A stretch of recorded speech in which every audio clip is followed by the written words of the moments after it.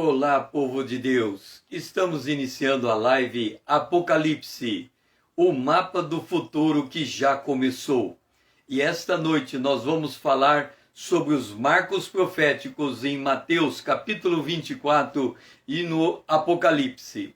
É preciso que nós entendamos estes marcos proféticos para que possamos nos entender a maneira como se dá a história profética. Seja bem-vindo, Eduardo. Nós estamos iniciando o Apocalipse nesta noite e nós vamos falar dos marcos proféticos. Eu entendo que nós já em outras lives falamos que existe um sequenciamento cronológico nas profecias. Muitos estudiosos não gostam de ver as profecias em uma cronologia. Eles dizem que a profecia não foi feita para entrar em critérios temporais. A profecia, ela tem um critério quase que atemporal. No entanto, boa noite, Eduardo. No entanto, quando se trata da palavra de Deus, Deus está falando com o homem. Seja bem-vinda, Vanessa. Deus está falando com o homem. E quando ele fala com o homem, ele fala também em espaços temporais. Ele fala em espaços, num tempo divino, num tempo eterno, mas ele também fala num tempo terreno, num tempo humano. E as profecias, elas carregam seja bem-vinda, Maria, a profecia, ela carrega essa carga temporal. E hoje nós vamos entender a carga temporal, porque se nós não entendermos os marcos temporais, nós não vamos saber em que momento da história profética nos encontramos. Tudo bem, Maria? Veja bem, eu estou aqui com um livro de teologia sistemática. Se eu abrir o livro de teologia sistemática, eu vou pegar aqui as grandes divisões da teologia sistemática. O teísmo, a bibliologia, a teologia, a angeologia, a antropologia, a soteriologia,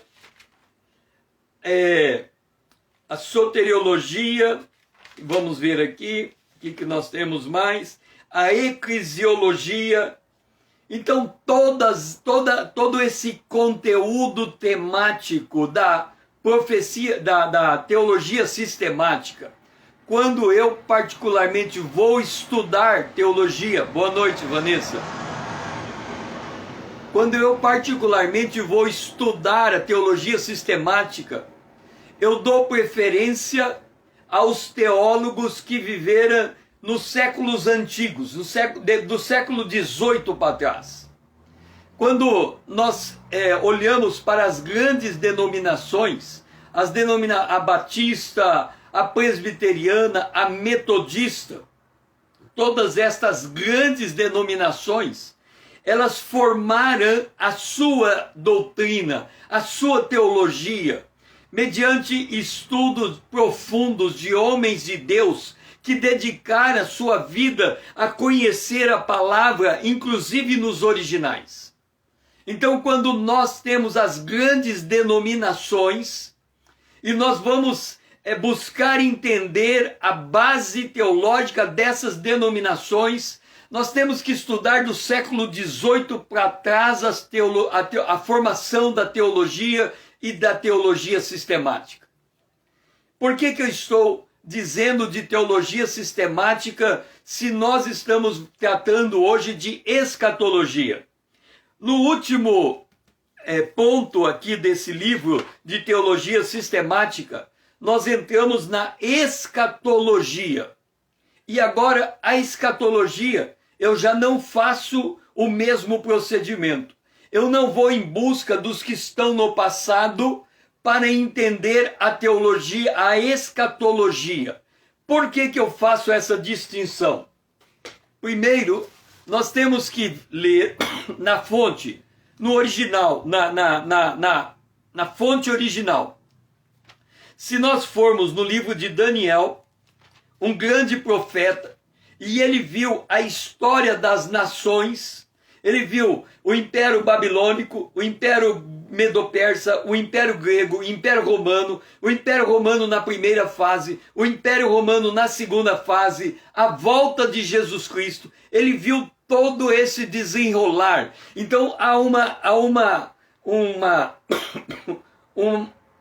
uma cronologia crescente na história que culmina na volta de Jesus Cristo. Só que quando ele chega no último capítulo no capítulo 12 de Daniel, quando ele chega no capítulo 12, nós lemos a seguinte palavra, Daniel capítulo 12, o versículo 4. Tu, porém, Daniel, encerra as palavras e sela o livro até o tempo do fim. Muitos o esquadrinharão e o saber se multiplicará. O que Deus está dizendo aqui é, todas as doutrinas da Bíblia, por isso eu coloquei a teologia sistemática como marco, todas as doutrinas bíblicas, até o século XVIII, elas estavam muito bem fundamentadas em todas as escrituras. Mas no que diz a escatologia, esse livro estava selado por um grande período de tempo. Quando nós, por exemplo, chegamos na Reforma, a Reforma, o que é que Lutero e Calvino e todos os reformadores eles fazem? Eles pegam a doutrina de Paulo, o justo viverá por fé, a salvação é por meio da fé, mediante a graça, não por obras, para que ninguém se glorie, e eles fazem um retorno à doutrina de Paulo, a doutrina do Novo Testamento. Eles fazem um retorno às Escrituras, e é isso que tem que ser feito. Por isso que eles colocaram que a regra do cristão a Bíblia é o livro de regra, de fé e de prática, porque há um retorno à palavra de Deus. Quando nós vamos para o mundo, o tempo que nós estamos vivendo, a Bíblia diz que os homens procurarão doutores segundo as suas concupiscências. Ou seja, o mundo atual vai abandonando a doutrina bíblica em prol de algo que são falsas doutrinas e o evangelho vai se esvaziando no seu poder. Então a reforma de Calvino, de Lutero, ele volta para a origem e resgata as doutrinas, e daí vem as grandes denominações com toda a sua força doutrinária. Por outro lado, Lutero, por exemplo, ele dizia que o Apocalipse não devia estar na Bíblia. Ele lia o Apocalipse e não entendia. O movimento da reforma foi um movimento de retorno às doutrinas dos apóstolos. Mas escatologicamente foi um movimento vazio, porque eles não tinham um referencial profético forte e fundamentado para dizer: o mundo caminha para a segunda vinda de Jesus. Não era esse o principal objetivo das profecias. Então, quando nós vamos agora em 1 Pedro, capítulo 1, o versículo 19, Pedro falando das profecias, ele diz: temos assim, tanto mais confirmada a palavra profética, e fazeis bem em atendê-la, como uma candeia que brilha em lugar tenebroso, até que o dia clareia e a estrela da alva nasça em vosso coração. Então, para Daniel, a profecia estava selada. Seja bem-vinda, Luana. Para Daniel, as profecias estavam seladas.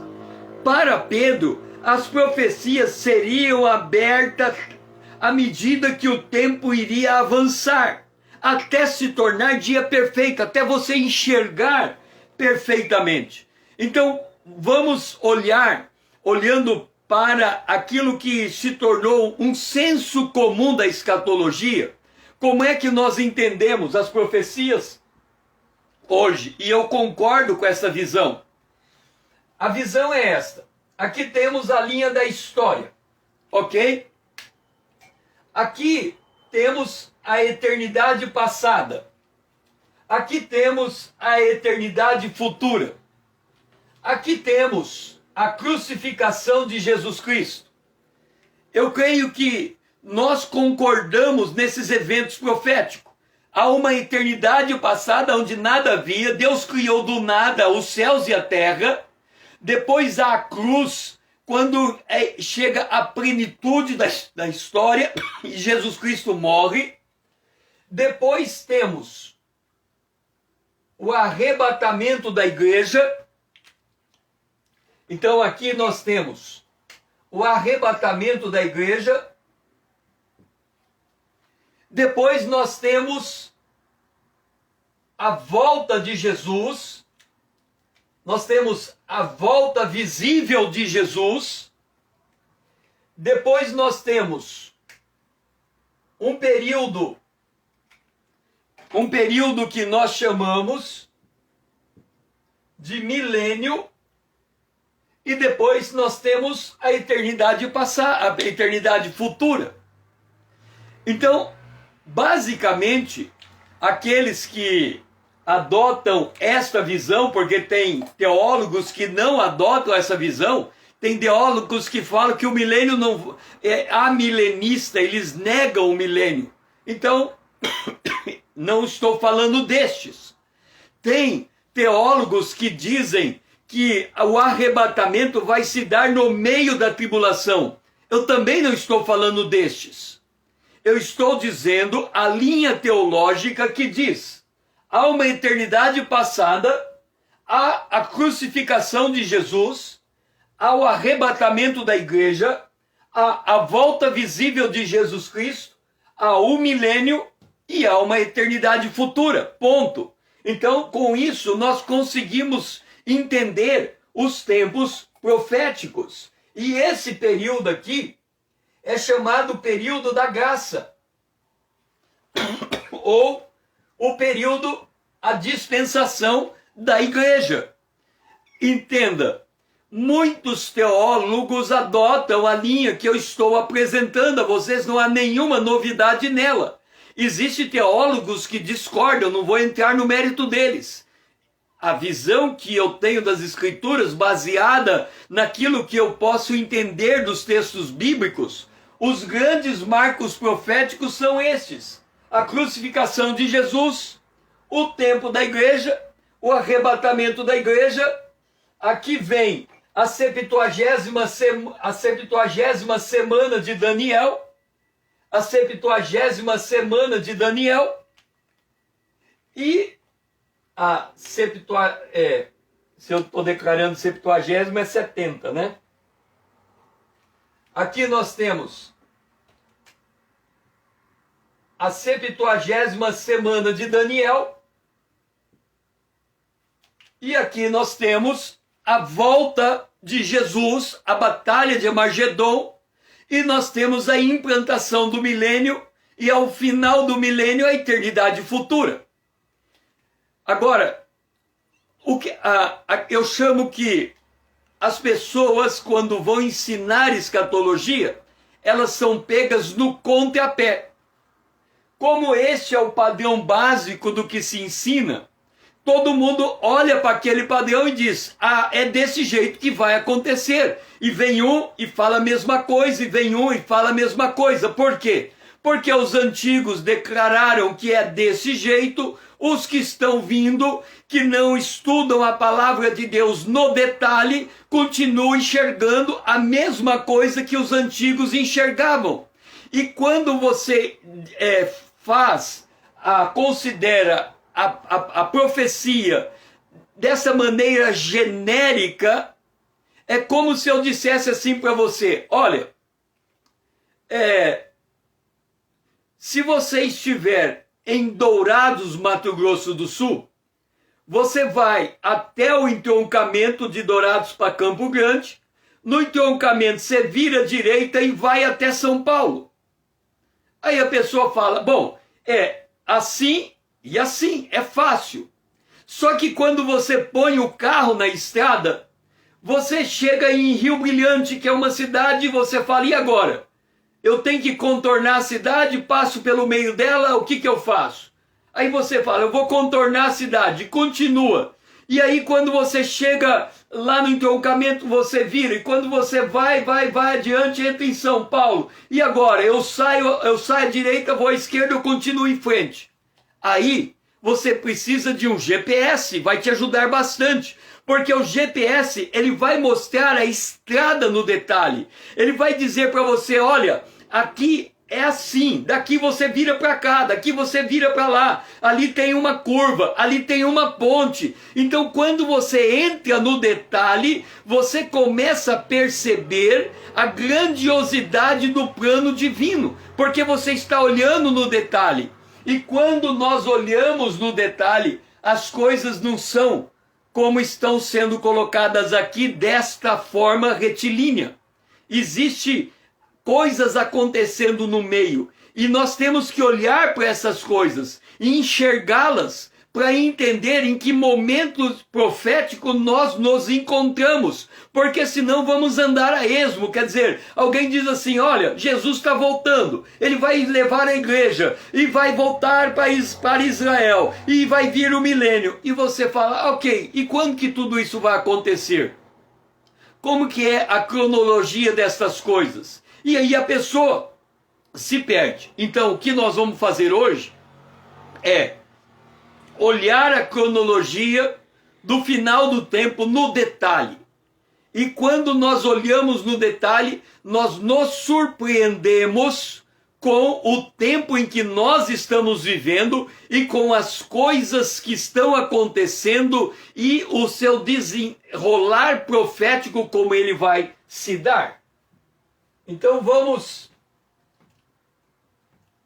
começar de novo os eventos proféticos. Bom, aqui nós temos a linha da história. Como eu disse, no começo tudo parece similar. Aqui nós temos a eternidade passada e aqui nós temos a eternidade futura.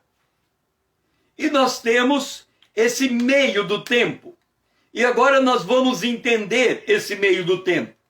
Todos nós sabemos que Jesus veio.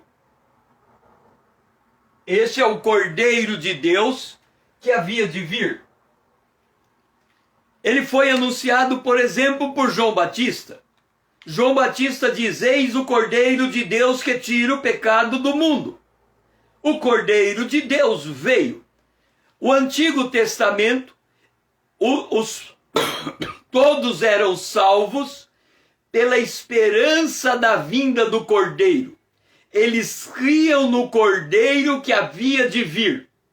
Depois que o Cordeiro veio, nós cremos na obra que o Cordeiro realizou. Nós cremos na morte e ressurreição do Cordeiro. Então o Cordeiro é o ponto central da história. Ele divide a história do mundo em antes de Cristo e depois de Cristo. Antes de Cristo você cria no Cordeiro que estava vindo. Depois de Cristo você crê no Cordeiro que veio. Ok? Até aí todos nós concordamos. Depois nós temos em algum momento da história o arrebatamento da igreja. O arrebatamento da igreja, o apóstolo Paulo fala dele em 1 Tessalonicenses, no capítulo de número 4. Mas ele também fala em 1 Coríntios, no capítulo de número 15. E vamos ler 1 Coríntios, no capítulo de número 15. O apóstolo Paulo diz assim, eis que vos digo um mistério. Nem todos dormiremos, mas transformados seremos todos. Num momento, num abrir e fechar de olhos, ao ressoar da última trombeta, a trombeta soará, os mortos ressuscitarão incorruptíveis e nós seremos transformados. Então Paulo está dizendo que nesse momento da história haverá a ressurreição dos mortos e o arrebatamento dos vivos. Ele está dizendo isso. Haverá a ressurreição dos mortos e a ressurreição dos mortos e o arrebatamento dos vivos. Depois nós sabemos que Jesus virá. Jesus voltará. E quando Jesus voltar, Jesus voltará. E quando Jesus voltar, ele vai, como é que eu vou dizer? Ele vai voltar para Israel. Então, nesse período da história, aqui nós estamos falando da igreja.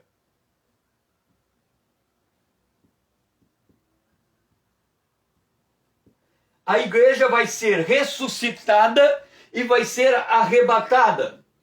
E depois terá um período da história que a história vai voltar para Israel. E Israel se converterá a Jesus Cristo. Israel se converterá a Jesus Cristo. Agora note uma coisa. Quando nós falamos da igreja, nós estamos falando da esposa.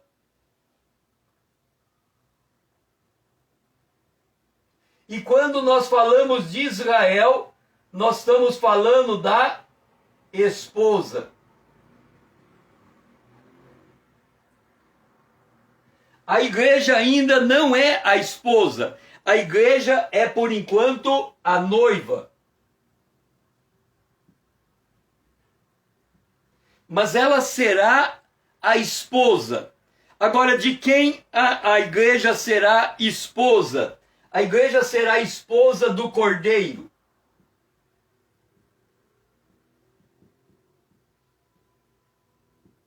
E de quem Israel é a esposa? Israel é a esposa do Criador. Isso aqui deveria ser o suficiente para nós entendermos que há uma maneira diferente de Deus trabalhar com a igreja e uma maneira diferente de Deus trabalhar com Israel. A igreja é a esposa do Cordeiro. Israel é a esposa do Criador. Nós podemos dizer que Israel, ele é o guardião da criação.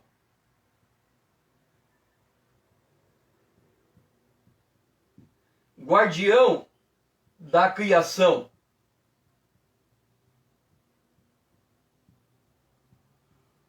E a igreja é adoradora.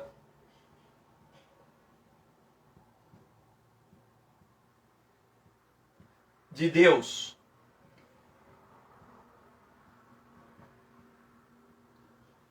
Como Israel, ele é o guardião da criação, Israel declara que existe um único Deus.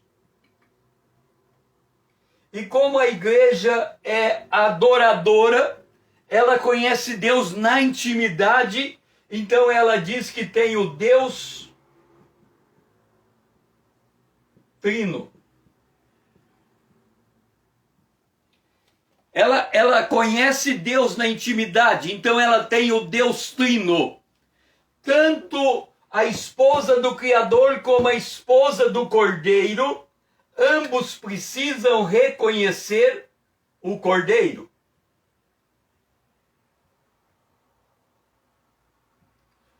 Lembra que no Antigo Testamento eles criam no Cordeiro que estavam por vir.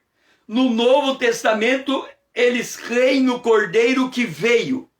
voltando agora para Israel, eles criam no cordeiro. Então, os amigos do noivo, lembra quando João Batista fala de Jesus? Ele diz que ele é amigo do noivo. Por que ele é amigo do noivo? Porque ele é a esposa do Criador. Então ele é amigo do noivo, que é o cordeiro, o noivo da igreja. A igreja vai se casar com o noivo, que é Cristo. Agora, o problema de Israel, na época que Jesus veio, é que eles não reconheceram o Messias. Então eles rejeitaram o cordeiro que os antigos criam. O mesmo cordeiro que Abraão cria, que Moisés cria, que Davi cria, que Salomão cria. Quando chegou nos fariseus, eles não creram e mataram o cordeiro, mataram o príncipe da vida. E aí eles rejeitam a Deus. E no final dos tempos eles vão aceitar o cordeiro. Mas, e aqui está o detalhe, é que se eles aceitarem o cordeiro, depois do arrebatamento da igreja, eles não se tornam o corpo de Cristo. Porque o corpo de Cristo é a igreja formada por judeus e por gentios. De judeus e gentios, Deus fez um novo homem. O apóstolo Paulo ensina isso em sua carta. O apóstolo Paulo ensina isso em sua carta aos Efésios, capítulo 2. Ele fala que Deus pegou o cordeiro, pegou os gentios e pegou os judeus, derrubou a parede de separação que havia entre eles e formou dos dois, dos gentios e dos judeus, um novo homem.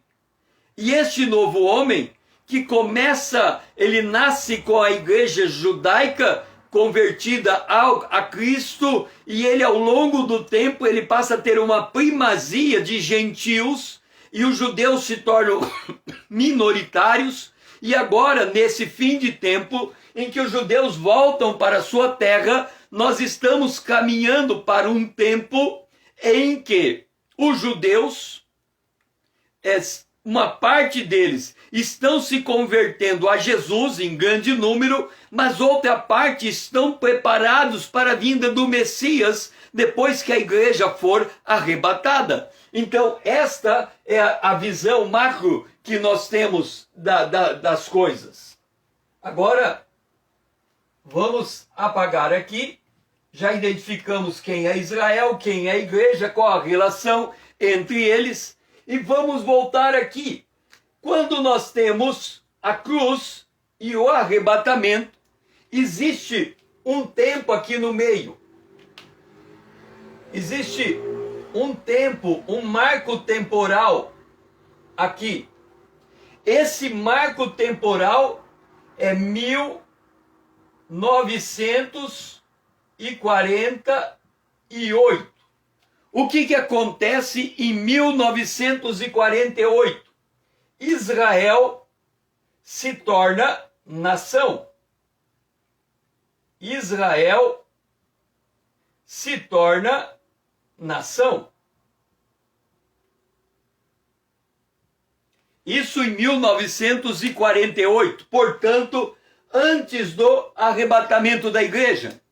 Depois que a igreja for arrebatada, nós temos um outro marco temporal aqui. Este marco temporal, ele é o selo de número 6. Por que ele é o selo de número 6? Porque quando é aberto o selo de número 6, quando é aberto o selo de número 6, o sol fica negro e a lua fica vermelha. Eu vou pôr sangue, ela fica em forma de sangue. Então nós temos dois marcos temporais. Um marco temporal, 1948, que é antes do arrebatamento, e um marco temporal depois do arrebatamento, que é o sexto selo. Quando nós lemos a profecia de Joel, lá em Atos capítulo 2, a profecia de Joel sendo citada por Pedro, quando nós lemos a profecia de Joel, citada por Pedro, em Atos no capítulo de número 2, nós lemos assim: e acontecerá que nos últimos dias, desde a crucificação de Jesus até a volta de Jesus, estes são os últimos dias. E o que é que a palavra diz? Que nesses últimos dias o Senhor derramará do Espírito sobre toda a carne. Então nós temos um derramamento do Espírito Santo. Nós temos um derramamento do Espírito Santo aqui. Derramamento do Espírito Santo. Ele começa em Atos no capítulo 2. Esse derramamento do Espírito Santo. E ele é um derramamento sobre filhos e filhas. Porque ele é um derramamento sobre a igreja. Sobre filhos e filhas. Ele é um derramamento de Espírito sobre a igreja. E a igreja, ela vai ser arrebatada. O detalhe é que o derramamento do Espírito continua para depois do arrebatamento. E ele continua até este marco temporal do sexto selo. Porque ele diz que primeiro o derramamento é feito sobre filhos e filhas. Ou seja, o derramamento é feito sobre a igreja, até a igreja ser arrebatada.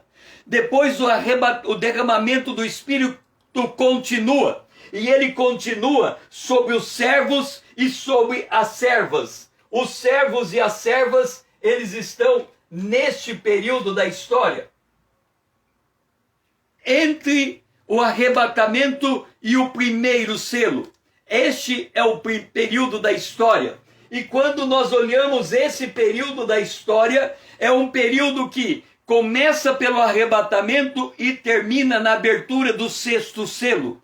Como é que nós sabemos disso? Nesse período, quando nós olhamos para o quinto selo,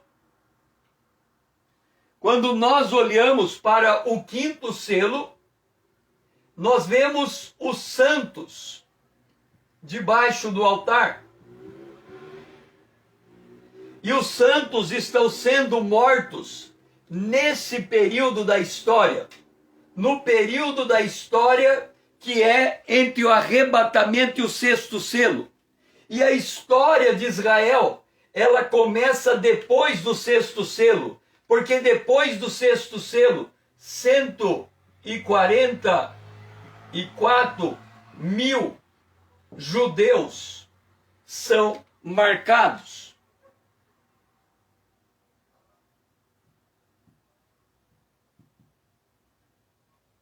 144 mil judeus são marcados. O que significa isso? Significa que a história da crucificação até a segunda vinda visível de Jesus, ela é dividida nesses períodos de tempo. O tempo da graça, dentro do tempo da graça, 1948 é um marco, porque começa nesse marco, a Israel se torna nação, e depois do arrebatamento, até o primeiro selo, o sexto selo, quando os santos morrem, e depois começa o chamado Dia do Senhor. Então, depois do sexto selo, começa o chamado Dia do Senhor. O que nós estamos fazendo? Nós estamos colocando uma lupa no tempo profético e expandindo o tempo profético. Agora, eu havia dito que nós vamos examinar esses tempos proféticos à luz do que Jesus falou em Mateus capítulo 24. Por que é importante nós conhecermos os marcos proféticos nesse mapa a partir de Mateus capítulo 24? Entenda uma coisa. Há uma expectativa na igreja que existe hoje de que antes do arrebatamento haverá um grande avivamento, porque é necessário que o evangelho seja pregado a todos os povos, então virá o fim. Hoje nós temos em torno de 1 bilhão de cristãos nominalmente declarados, mas nós temos uma população de 6 bilhões de pessoas. Então, em tese, faltaria 7 bilhões de pessoas, faltariam 6 bilhões de pessoas para ser alcançado. Então, baseado nessa perspectiva, as pessoas dizem: nós estamos esperando um grande avivamento, porque quando esse avivamento chegar, significa que Jesus voltará. Não vai acontecer desse jeito. Por que não vai acontecer desse jeito? Porque Paulo diz que antes da manifestação do anticristo virá uma grande apostasia. E por causa desta apostasia, nós não teremos um avivamento. Mas depois do arrebatamento, o evangelho será pregado a todas as nações. Então virá o fim. Então, quando nós falamos do grande avivamento, que vai atingir todos os povos, todas as nações, este grande avivamento será depois do arrebatamento da igreja e não antes do arrebatamento da igreja. Vamos trabalhar esses marcos temporais. Então Jesus começa a dizer, Mateus capítulo 24, e ele vai estabelecer esses marcos temporais. Nós precisamos, quando olhamos a palavra profética, colocar lupa dentro dela, porque a palavra tem uma ordem. Jesus disse uma coisa, depois ele marca outra coisa, depois ele marca uma terceira coisa, e ele diz: aqui está o primeiro marco temporal, aqui está o segundo marco temporal, aqui está o terceiro marco temporal. Certas coisas acontecem no primeiro marco, certas coisas acontecem no segundo marco, certas coisas acontecem no terceiro marco. Se vocês não souberem os marcos, vocês vão misturar tudo. É por isso que as pessoas dizem que o evangelho precisa ser pregado a todas as nações para ter o arrebatamento. E eles dizem que, tendo o arrebatamento, é que começa o dia do Senhor, a 70ª semana de Daniel. Mas eles não estão levando em conta esse intervalo de tempo entre o arrebatamento e a semana de Daniel. Jesus vai fazer a marcação desse tempo. Então começa o sermão em Mateus capítulo 24. Os discípulos perguntam a Jesus. Jesus diz que Jerusalém será destruída. Os discípulos ficam impressionados com aquilo. E aí eles perguntam: Senhor, quando sucederão estas coisas? E que sinal haverá da tua vinda e da consumação dos séculos? A vinda do Senhor que eles estão perguntando é a segunda vinda visível de Jesus. Eles não tinham noção da igreja.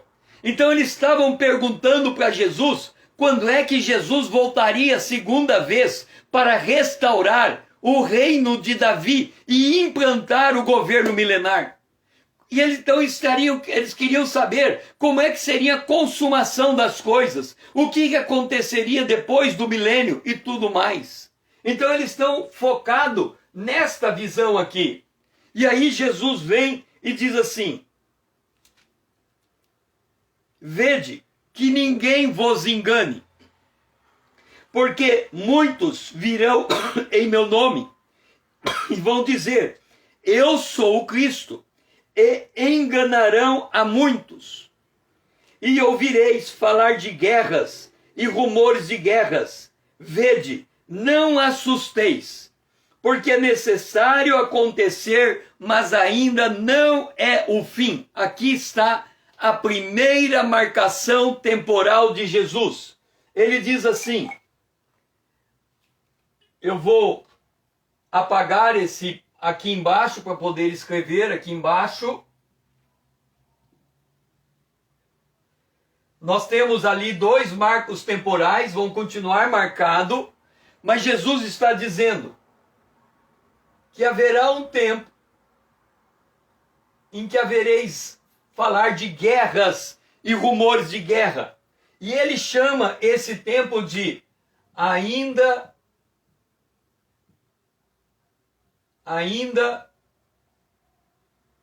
não é o fim. Esta é a primeira marcação de tempo de Jesus. Ainda não é o fim. Este ainda não é o fim. É um tempo que vai da cruz até a ressurreição de Jesus. Aliás, da cruz de Jesus até o arrebatamento da igreja. Esse é o tempo que Jesus disse ainda não é o fim. Depois ele continua a leitura e diz: porquanto se levantará nação contra nação. Agora ele já está para frente daquele tempo. O tempo que ainda não é o fim, ele está falando antes do arrebatamento. E agora ele vai falar o que vai acontecer depois do arrebatamento. E levantará nação contra nação, reino contra reino, haverá fomes, terremotos em vários lugares, mas isto é o princípio das dores. Então, este marco temporal, que vai no sétimo selo, como nós colocamos, no sexto selo, este marco temporal, que ele está marcado no sexto selo, este marco temporal, Jesus está chamando esse temporal de princípios. Princípio das dores.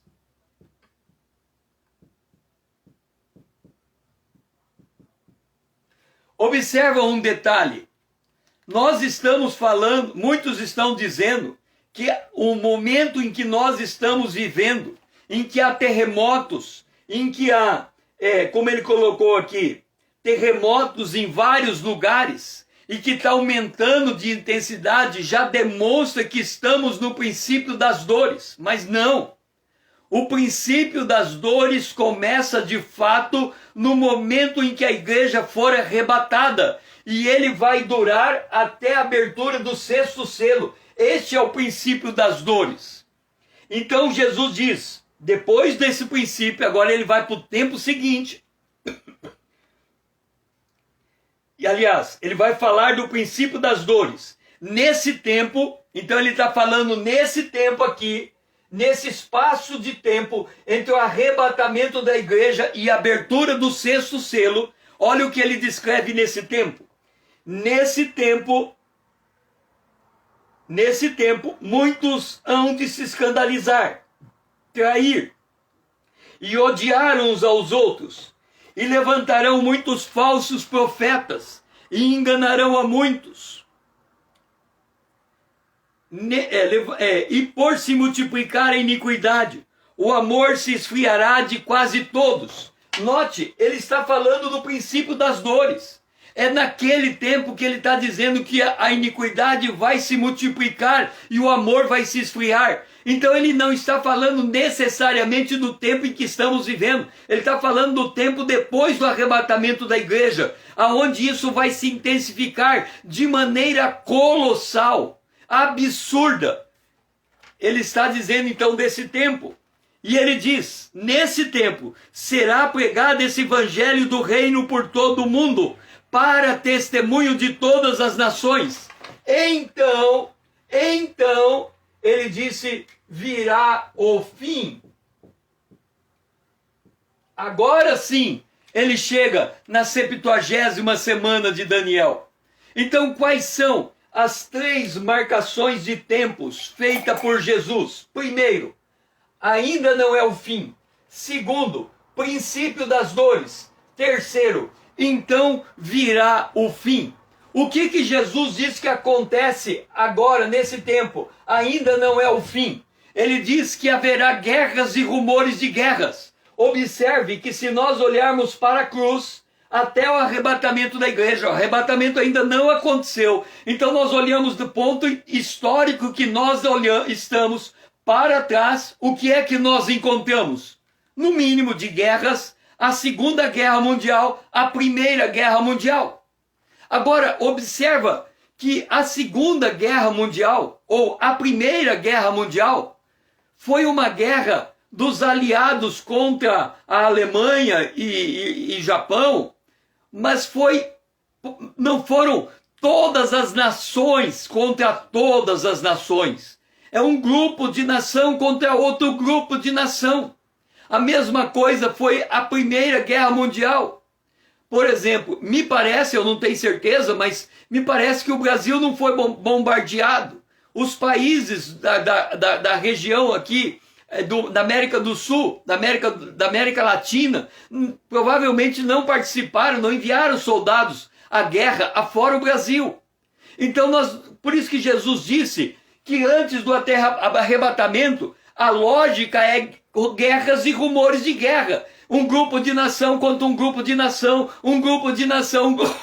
Por exemplo, nós hoje, o Brasil está em paz, mas quantas nações estão em guerra? Então essa é a diferença. Nesse tempo é guerras e rumores de guerra. No entanto, depois que o arrebatamento acontecer, aí será diferente. Será nação contra nação. Nação contra nação. Reino contra reino. Não haverá paz. Haverá confusão. Um odiará o outro. Haverá uma grande perseguição. Se nós voltarmos lá para o Apocalipse, no capítulo 6, fala dos 4 cavaleiros. Fala do cavaleiro branco que veio para vencer. Trata da figura da besta. Fala do cavaleiro amarelo, cavaleiro vermelho, cavaleiro preto. Fala o 4º cavaleiro é o anjo da morte. Fala desse período, nesse curto espaço de tempo, o princípio das dores, vai morrer 1/4 da população mundial. Nesse período, se nós lermos o selo de número 5, fala dos santos que estão morrendo, e a Bíblia e ali está dito a eles que eles vão continuar debaixo do altar até o último santo ser morto. Mas no 6º selo, nós encontramos eles ressurretos, porque lá no 5º selo, eles estão recebendo vestes que só serão dadas a eles, ou colocadas sobre eles, quando eles forem arrebatados. E eles são arrebatados na abertura do 6º selo. O que significa isso? Significa que o número tinha completado. Então, quando Jesus está falando do princípio de dores, de guerra, aqui, ele está falando de guerra. Esse é um período de guerra. Mas esse é um período nem sei como, é nação contra nação, é reino contra reino. É disso que ele está falando. Nação contra nação e reino contra reino. Nação contra nação e reino contra reino. É completamente diferente a situação de um lado para a situação de outro. Entenda uma coisa. Nós temos alguns momentos históricos dentro do Brasil que nos dá uma dimensão do que será depois do arrebatamento. Eu não sei se vocês se lembram, me parece que na Bahia houve a greve da polícia. E a polícia ficou um bom tempo em greve. O número de assaltos pulou para a estratosfera.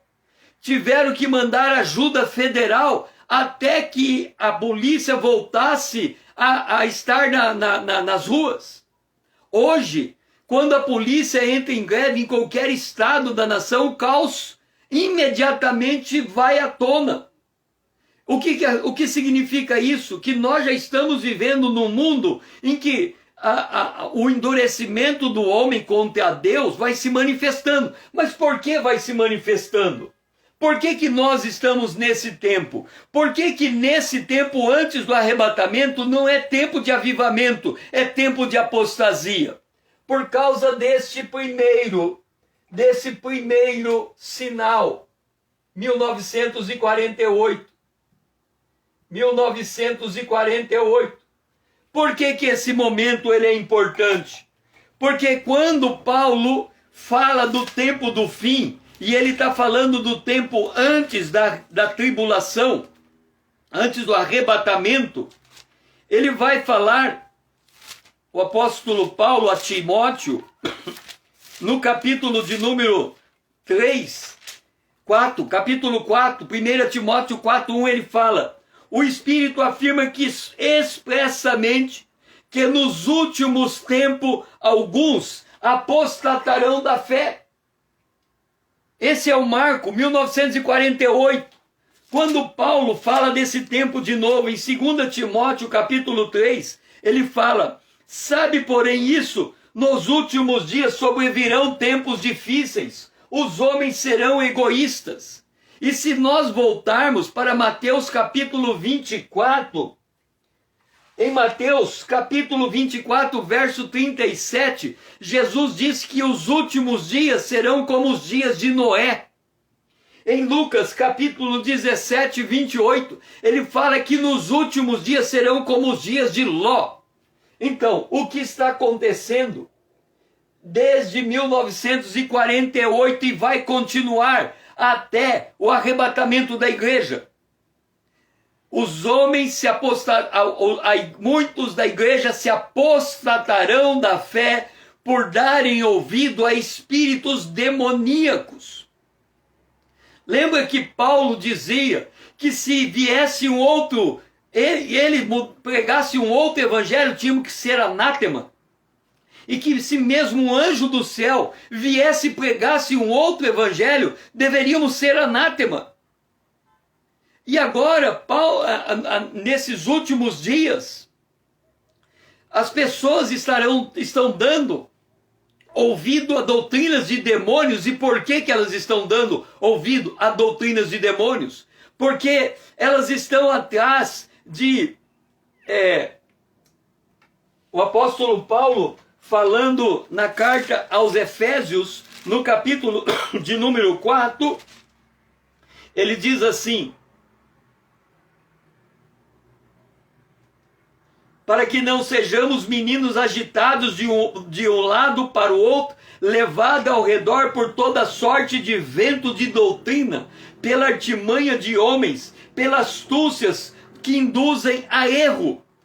Então Paulo está dando um aviso expresso que de 1948, quando começa os dias de Noé e de Ló, até os dias do arrebatamento da igreja, haverá alguns apostatarão da fé por darem ouvidos a doutrinas de demônios. Por quê? Porque Jesus disse lá nas parábolas de Mateus capítulo 13, já na segunda parábola, que o joio estaria infiltrado no meio do trigo, que Satanás estaria infiltrado no meio da igreja e que ele estaria roubando a fé da igreja. E quando chegamos nas cartas do Apocalipse, a última igreja, a igreja de Laodiceia, a igreja que tinha que estar pronta para o arrebatamento, é uma igreja que colocou Jesus pelo lado de fora e ele está à porta batendo para ver se alguém lhe deixa entrar.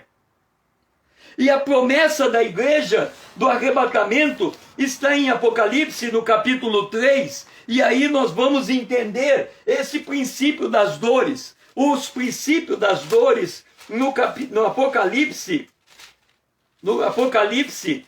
nós encontramos no capítulo de número 3, o versículo de número 10. Leia a promessa, ouça a promessa. Porque, ele falando a igreja de Laodiceia, a penúltima igreja e não a última, ele disse: porque guardasse a palavra da minha perseverança, também eu guardarei. E agora, esse dia, que é chamado o princípio das dores, ele é chamado da hora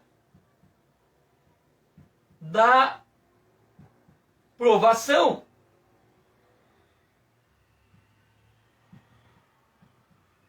Este é o nome desse dia. O princípio das dores citado por Jesus é o mesmo chamado hora da provação citada nesse texto. Isso nós vamos para o capítulo 7, o versículo de número, para o capítulo de número 7, o versículo de número 14, esse dia também é chamado, João, ele olha no capítulo 7, antes da abertura do 7º selo, depois da abertura do 6º selo, depois do dia que o sol fica negro e a lua vermelha, ele chama esse dia de grande tribulação. Eles vieram da grande tribulação.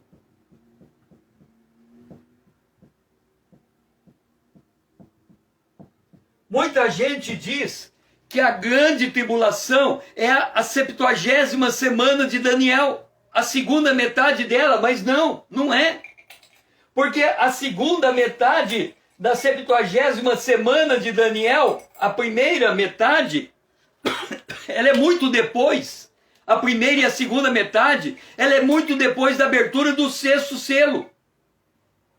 E no 6º selo é depois do 5º selo, e o 5º selo é onde está tendo a morte da quarta parte da humanidade dos santos. Quando nós falamos do dia do Senhor, nesse dia do Senhor vai ser morto a terça parte da humanidade. Isso é falado em uma das taças. Então nós temos aqui a morte em torno de 1 bilhão de pessoas. E aqui nós teremos a morte de mais 1 bilhão de pessoas. Significa do tempo de hoje até o arrebatamento da igreja, e depois do arrebatamento da igreja até o 6º selo, nós teremos a morte de 1 bilhão de pessoas. E depois do dia do Senhor, que acontece depois da abertura do 6º selo, nós teremos a morte de mais 1 bilhão de pessoas. Entenda. Quando nós olhamos para as coisas que estão acontecendo agora, e alguém diz, o selo está sendo aberto, ele não sabe do que está falando, porque quando se abre o selo, a situação da história se torna dramática, é completamente diferente do que temos hoje. Então, a igreja fiel, a igreja lavada e remida pelo sangue do Cordeiro, a igreja nascida de novo, a igreja que tem o Espírito como selo, ela será arrebatada. Só que, entre o momento do arrebatamento em 1948, esta igreja está cruzando pelos dias de Noé e de Ló. Lembra de uma coisa, quando Noé fez a arca, ninguém acreditava que Jesus que o dilúvio viria. E hoje, muitos creem que a promessa da vinda de Jesus está demorando demais. Eles estão criando falsas expectativas. E uma das falsas expectativas é, fica tranquilo, porque antes de Jesus voltar vai ter um grande avivamento.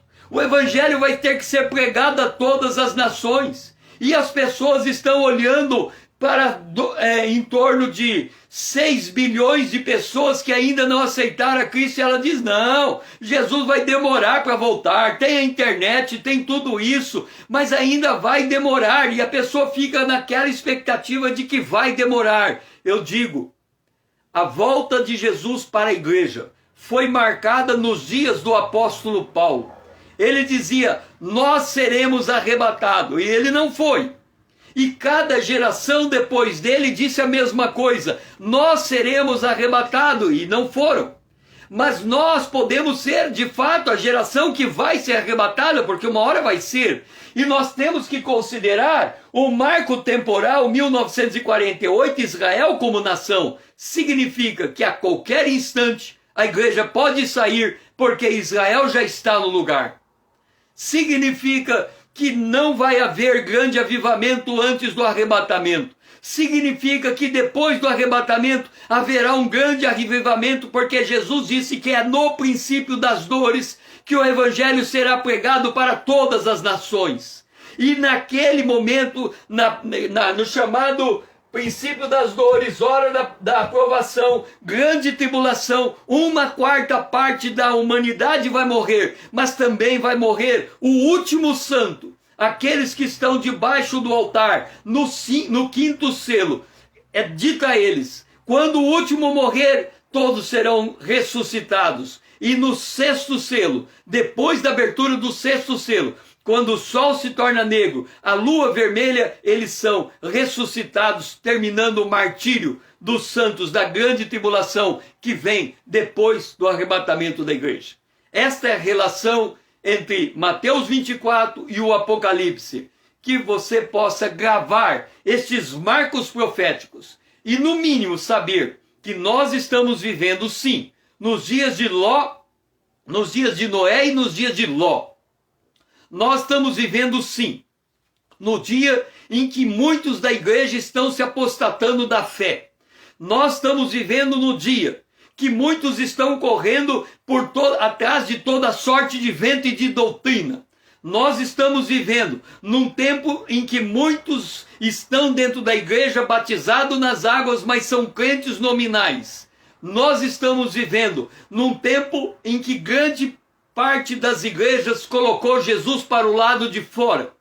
Nós estamos vivendo num tempo em que a penúltima igreja, a igreja de Filadélfia, é a igreja de pouca força, que tem a palavra da promessa de que será arrebatada. Nós estamos vivendo em um momento que devemos estar atentos para a palavra profética, e estamos vivendo em um momento em que nós devemos estar nos posicionando diante de Deus, preparados para subir. Se temos o selo, que é o Espírito Santo, estamos selados para a nossa redenção. Fica na paz do Senhor. Que você possa ser abençoado e entender os marcos proféticos, e que você possa fazer essa mensagem avançar para muitos, para que possam conhecer o detalhamento da palavra profética e reconhecer o momento profético em que está vivendo. Eu louvo a Deus por sua vida, por você ter estado aqui junto comigo, e amanhã às 20 horas nós vamos tratar, deixe-me ver, sobre a grande tribulação. Este momento histórico, este momento que Jesus faz referência, este momento que é o momento que começa com o arrebatamento da igreja e termina com a abertura do 6º selo. Então nós vamos falar amanhã sobre o princípio das dores, a hora da aprovação, a grande tribulação. Que o Senhor seja louvado e te abençoe nesse final de noite.